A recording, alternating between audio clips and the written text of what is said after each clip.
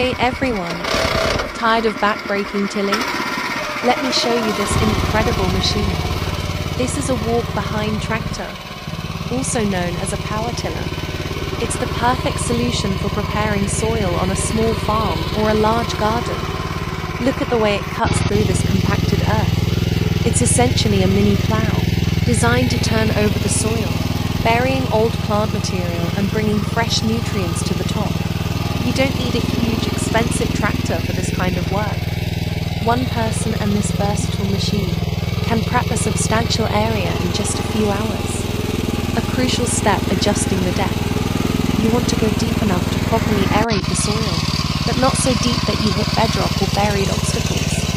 For our friends across Europe and America, this is an essential piece of equipment for sustainable homesteading and organic gardening.